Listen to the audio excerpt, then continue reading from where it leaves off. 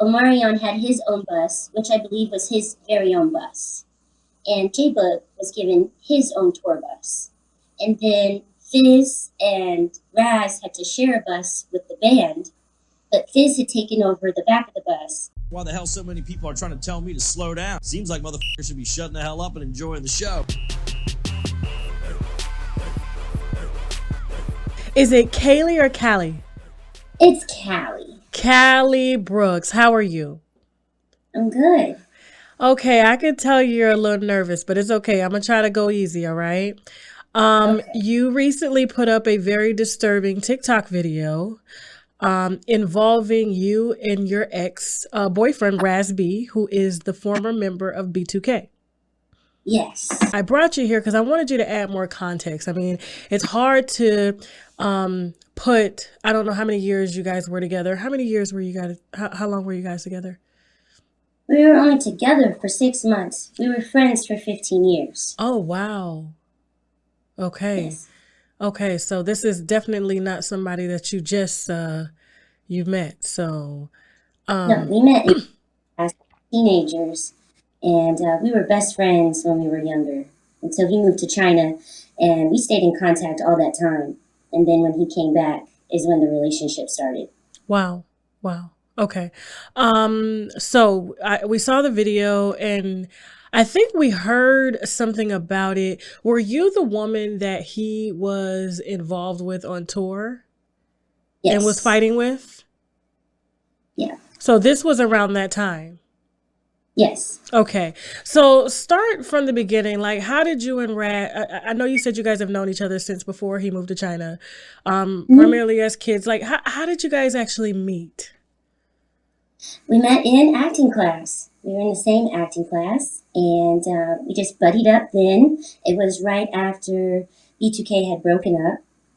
And so he had a lot of free time, and we were going to festivals and road trips, and there was even a time when neither of us had a place to live, and him and I were living out of my car. But we Wow. were best friends until he left to China, and then he was gone. He was Wow. gone after that, but we always stayed in touch through social media, and we always FaceTimed while he was gone. I think it was 7, 8 years he was Wow. gone. But Okay. he came back and did me a couple times. He came and heard my music in the studio, and he would always check in with me. We always stayed in contact. Okay. So you're an artist yourself. Yes. Okay. Now let's fast forward. So he's back from China, and how did it become romantic? So when he came back from China, he was bouncing around from Airbnbs. He didn't have a stable place to stay. And I knew that he had something big that he needed to prepare for. And there was like 2 of us. There was him, me and his sister, were the only people that he had that he could trust and feel close to. So I noticed early on that there was issues with drinking. You know, I knew that he had something big that he needed to prepare for, and I wanted him to win. So I had him move in with me, and he moved into my house where I live here with my roommates. So I was my cat. Can I kick my cat out? Sure, absolutely. Come here. Come here.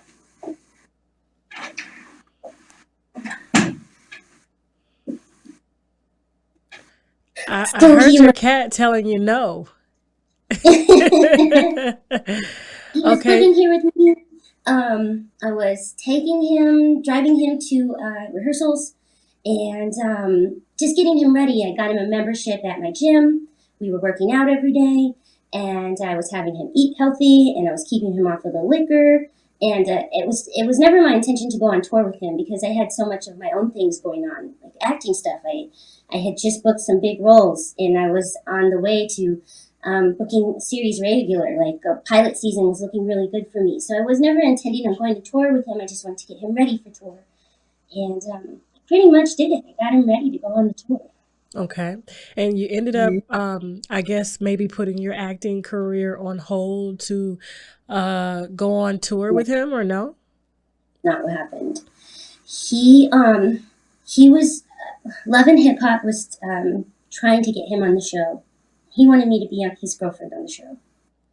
And while I was helping him get ready for tour, we were kind of like falling for each other. And I'm watching him dance and getting ready for this. And he was courting me and telling me how much he had loved me. He'd been in love with me all these years, selling me on how we could be this power couple, that he wanted me to do love and hip hop with him, that he wanted me to go on the tour with him because he didn't really have anyone that he could trust to go with him.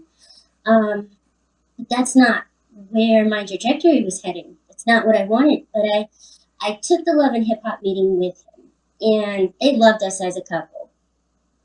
Okay. So they were getting me excited to want to be on the show. So I shared that with my agents, but my agents didn't want me to do love and hip hop. They didn't want me to do reality TV. And at some point, someone at the network told my agent that I had signed for the show when I hadn't signed anything yet.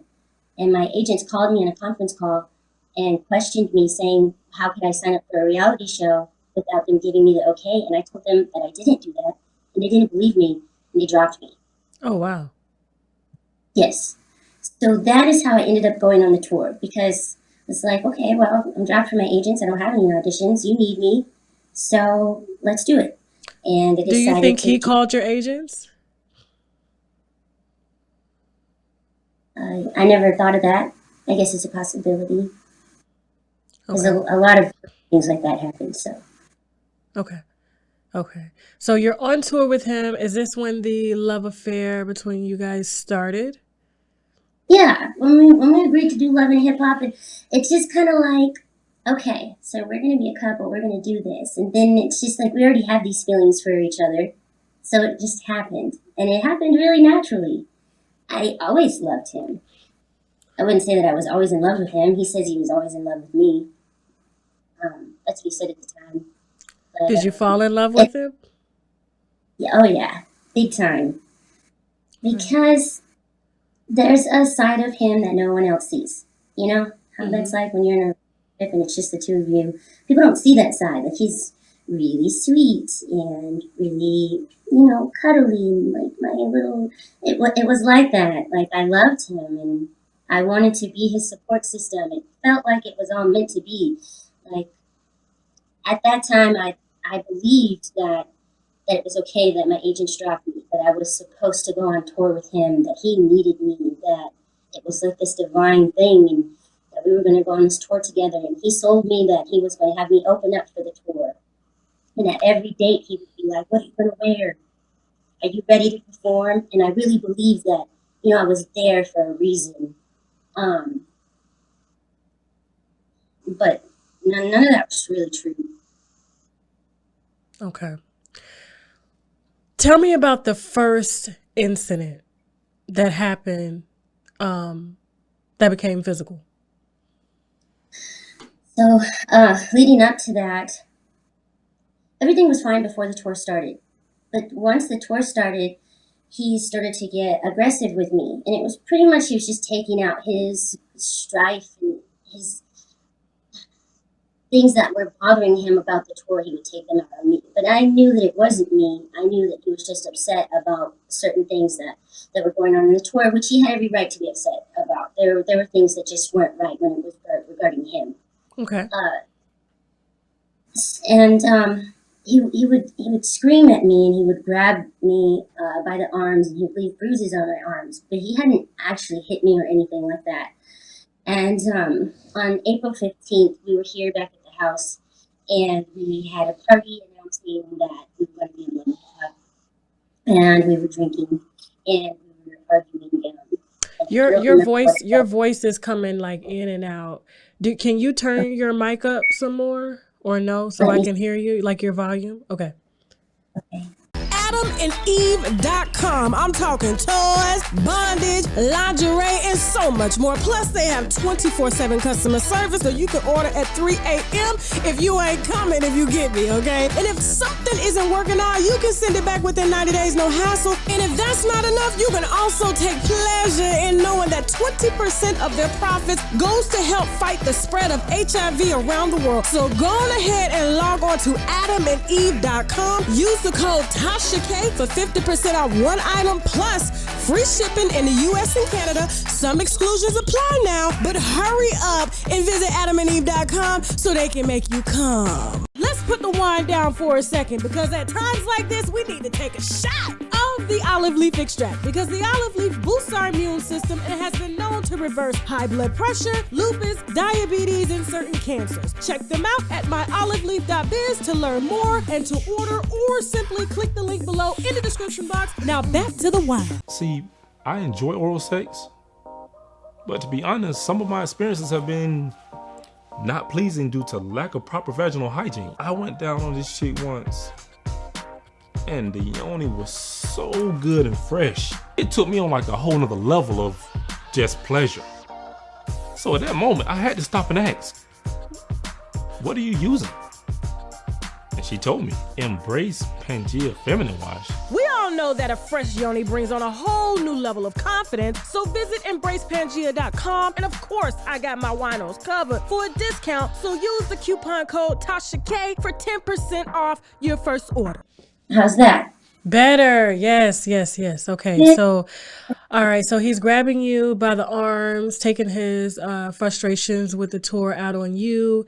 And that was the actual first incident. Now, did he ever apologize? Did he acknowledge his behavior? Well, that wasn't the end of the first incident. Oh, We were in my room, and he was coming at me to grab on me again. And I was the first one to actually hit him. I punched him out of self-defense in the way that he was coming at me. It wasn't even something that I thought about. I just did it. And then he slammed my head into the window, and I had a knot here on my forehead. And then the blood drained into my eye, and that's how I had the black eye. oh my God. So that was the first physical altercation between us. I did hit him first, but before that, he had been grabbing on me and screaming at me. So I felt like I needed to hit him out of self-defense. Did And you then feel like he blacked out when he took your Yes. head? And Yes, he blacks out in rage, and he doesn't remember what happens. He doesn't remember the details at all. now what about, wow, tell me about did it run across your mind to leave then when he did that? No, because I felt like it was my fault that I shouldn't have hit him, which I shouldn't have. I knew better than to do that, you know. And then the very next day is when our love and hip hop contracts came, the final contracts. We had been going back and forth. So it was time to sign the contract, and it was just like, okay, last night was a mistake. We were both wrong. You know, let's sign this. Let's move forward. Let's make all these things happen. So we agreed to tell everyone that I walked into the door, or that I did it to myself. And he even filmed me telling the Love and Hip Hop team that I did it to myself as I was signing the contract. I saw that video. And then right after that, we were on the plane to Chicago to go back on tour. And everyone on the tour questioned me about it, and I told them all I did it to myself, but nobody believed that.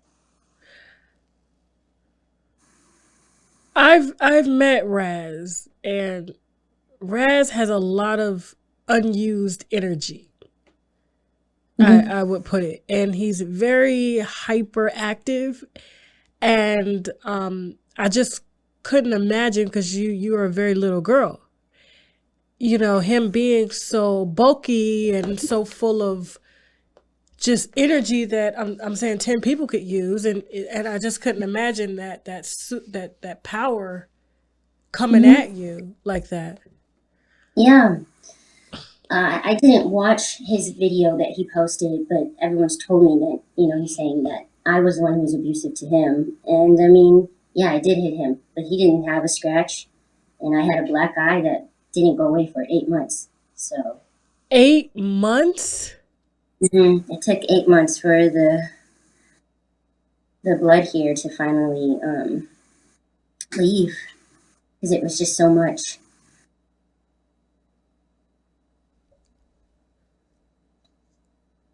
I mean, I've had a black eye before and it's gone away in a couple days. That was when I was a kid. You know, you get into a fight, but 8 months. Hmm. Yeah, but time-stamped photos, you can see that it took a long time to go away. I didn't know if it was ever really going to go away, and every time I looked at my face, I saw it. So tell me about the second incident. So we were in Minneapolis. We were leaving Spirit Rhino, the strip club. He always wanted to go to the strip club after he performed. He wanted to go out and drink and party. He never wanted to just go back to his room and rest. And I really wanted that for him.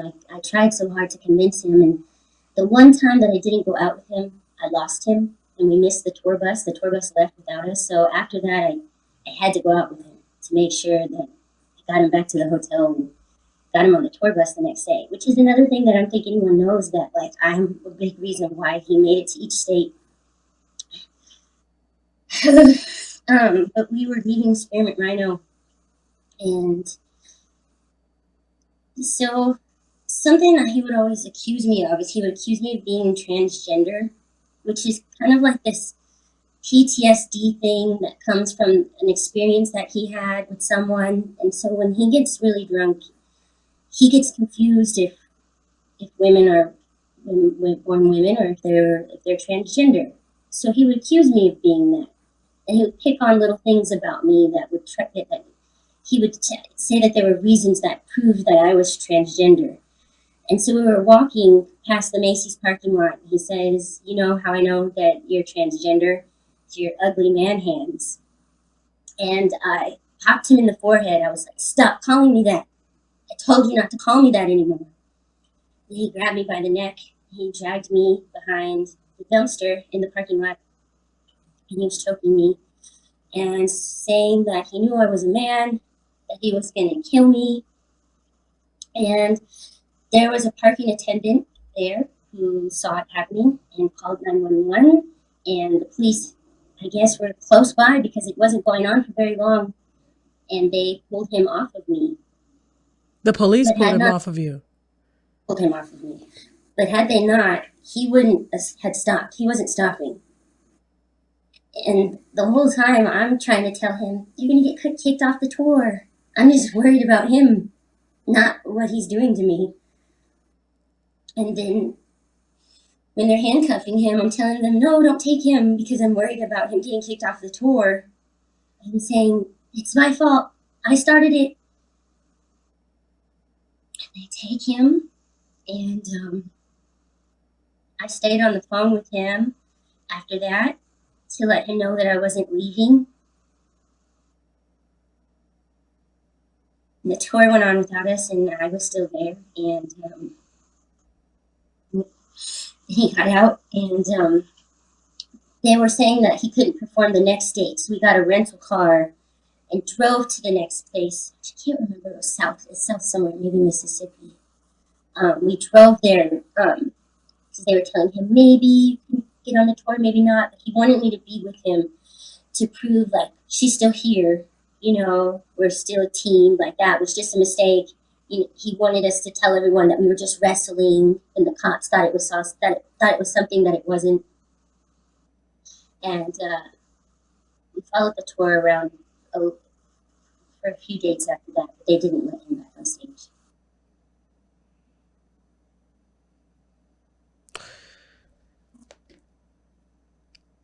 How many more times did, I guess, he abuse you after that incident? There was one time in Miami, because after he was off of the tour and after Love and Hip Hop was over for us, he wanted to focus on me, because before our Love and Hip Hop contract was signed, he made me sign a 2-year management contract with him before he would give me my Love and Hip Hop contract, to make sure that he was collecting everything. So he he kept your money from the contract and said that you could have it after 2 years? No, I would get paid for my episodes of Love and Hip Hop, but he was also collecting 20 or 30% of that. And it would be for 2 years. if I was on 2 seasons of the show. And he wouldn't give me my Love and Hip Hop contract. And so I signed that. So I did. I didn't want to. But after the tour and Love were over, we went to Miami. He booked out a studio for me and flew my producer and my music engineer out there so we could record my album. So we could just still focus on getting work done. And then one night, while I was recording, I was very drunk and I was blacked out. And I remember being carried out of the studio by the engineer and by Raz. They had one arm like this and one arm like this, carried me out. After he choked me and I quit having sex with him, I was trying to just get our relationship to manager artist because the relationship wasn't working. So let's just focus on career stuff. And I was in the hotel room after they carried me out. We were in the hotel and I woke up briefly and the sun was up and he was having sex with me. And I passed back out. And then I woke up the next day and I was like, "Did you have sex last night?" He was like, "Yeah." And then it was 2 weeks after that I discovered I was pregnant because he ejaculated inside me. And so I went to get an abortion and I took the pill, which made me really sick. And I was throwing up and still bleeding everywhere. So my roommate was really worried. He called 911. And that's why I was in the hospital because of that. Okay. And, You were going in and out, so he basically like raped you. Yeah, I hate that word. You know, you always think that it's like you're being held down and you're screaming no, but I was blacked out. He knew I didn't want to have sex with him. That's non-consensual sex. Non-consensual sex. You can't give consent if you're not able to give consent if you're under the influence. So, and then you were pregnant, and you from that experience, and you took a pill and aborted the baby. Wow. And what happened after that? I didn't see him anymore after that. And I was just really broken from the whole experience. I was so drained. The whole time I just thought that I was so strong that I could deal with all of it. And in the beginning I could. Like I was like, okay, I see where the anger is coming from. I know it's not me. Where was the anger? Where was the anger coming from? So there were a lot of little things that were wrong regarding Raz and the tour. Like for instance, the tour bus situation. Omarion had his own bus, which I believe was his very own bus. And J-Book was given his own tour bus. And then Fizz and Raz had to share a bus with the band, but Fizz had taken over the back of the bus. So Raz and I were in the front of the bus with maybe 8 male band members, and there was nowhere for Raz to sleep. He had no place to decompress when it was time to get back on the bus and go to the next state. So that was a huge frustration for him. I think he thought that when the Millennium Tour was happening, that the group was going to get back together and it was going to feel like they were brothers again. And he was so excited for that, but it wasn't like that. And, they really picked on him sometimes and mocked him. What you mean picked on him? Like, what would they? Not that it justifies anything that happened to you, but what would they say? The other band members. It would all be in like joking way, but he just didn't take it well. Just like I don't know if you saw the tour, but a lot of times he did the dance moves wrong. Okay. He would always be off, so they would pick on him because of that. But it was just like joking in a joking way, but it would bother him deeply. One time J-Boog made like a video mocking him when he was saying that he was leading the tour.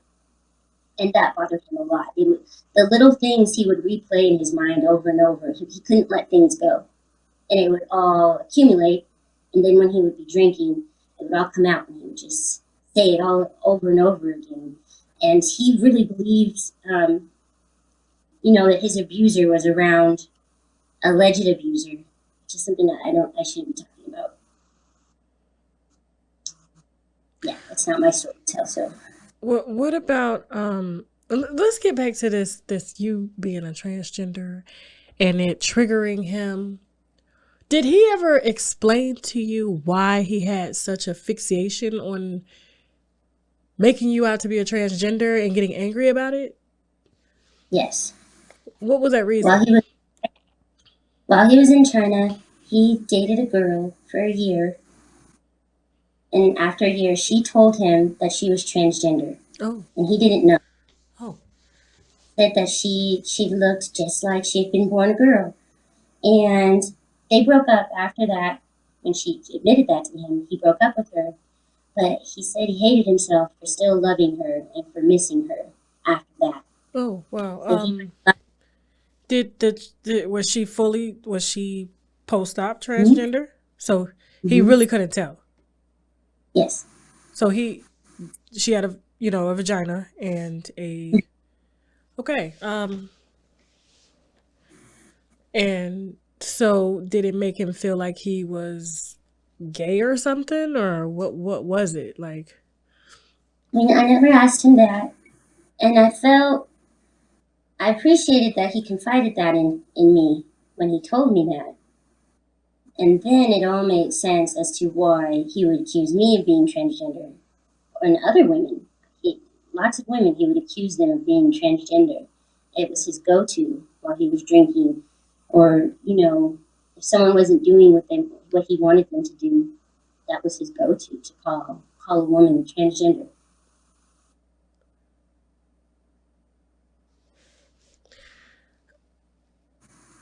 Has he ever gotten any help for his situation, for his anger, for his aggression? Because I'm telling you, I had a meeting with him, and he seemed very, very nice, but there's a lot of unused energy, and it could go either way. It could go positive, or it could go really, really negative, and you could pick that up about him. Mm-hmm. And he's the type where it's kind of like you have to walk on eggshells per se, because you never know which way that energy is going to transfer. And I don't think he had any control over that energy. When you meet super hyper people like that, it's because they're always fighting the positive and the negative that's going on inside.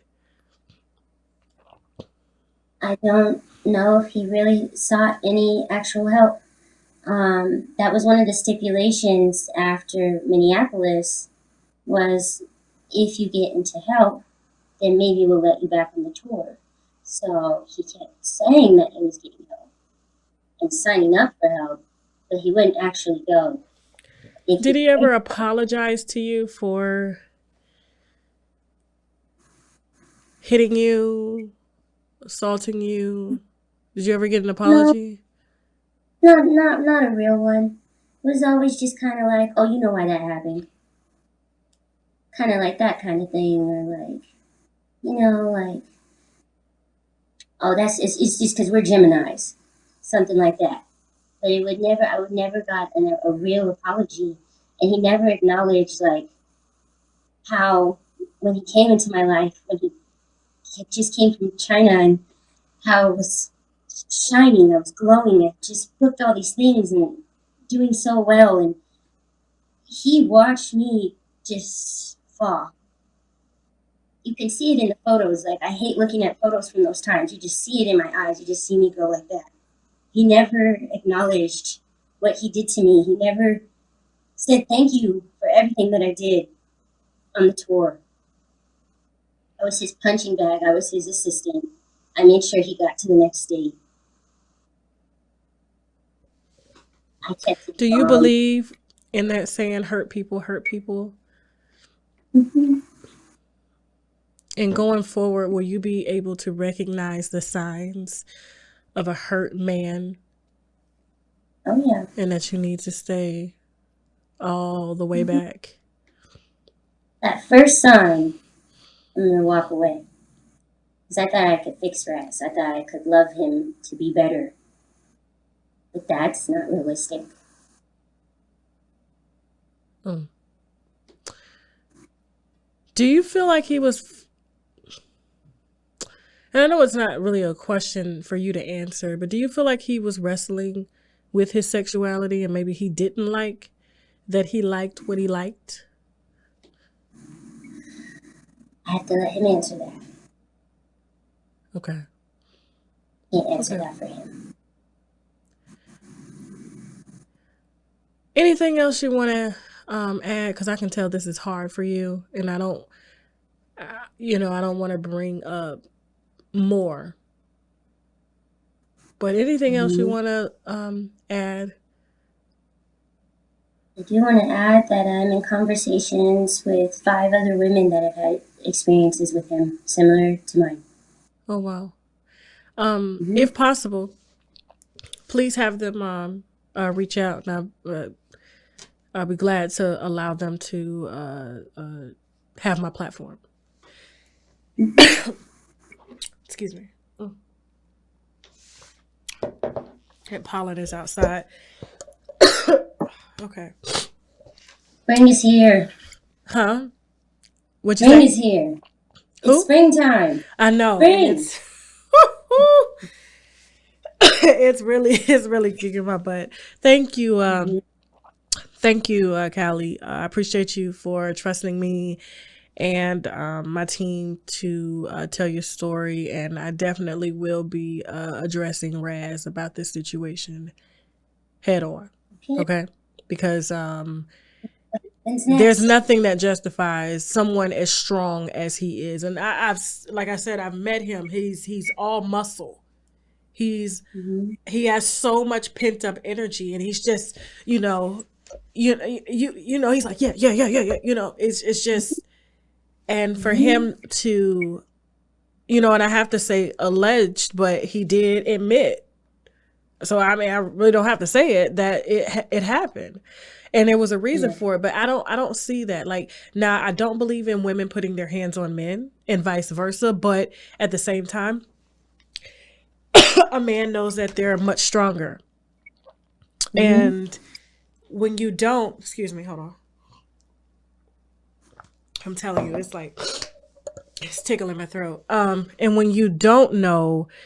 And recognize your power because you refuse to face your demons, this is what happens. And there's no excuse for it. Just because you were hurt does not give you the right to hurt anyone, especially a woman. And so trust me, I'll be dealing with him on that. Okay. Okay. Thank you. And I'll leave your social media below just in case anyone wants to reach out. Is there anything else you want to add before we close out? No, that's all. Thank you. Thank you for giving me the opportunity to share my side of the story, and to clarify and elaborate more on the TikTok video, and just so people can hear my side, because before I was the reason he got kicked off tour, and that's all anybody knew. But that wasn't it. It was so much deeper than that. And now at least everyone can hear my side. So it makes me feel good. And now I feel like I can heal and move on from this. Well, Hallie, I believe you. I mean, the black eye is documented, like, and people know you can't give yourself a black eye. Like, it's impossible. It's rare that it happens. And then all of a sudden the police are called, you're choked, you're strangled. So, there's no excuse. So I wholeheartedly apologize for that happening to you. You do not deserve that. And I pray that you will be able to move forward and not allow this situation to hinder. I can tell you're a very happy, spirited person. Mm-hmm. Okay. Yes. Okay. Thank you so much. All right. Thank you. Bye.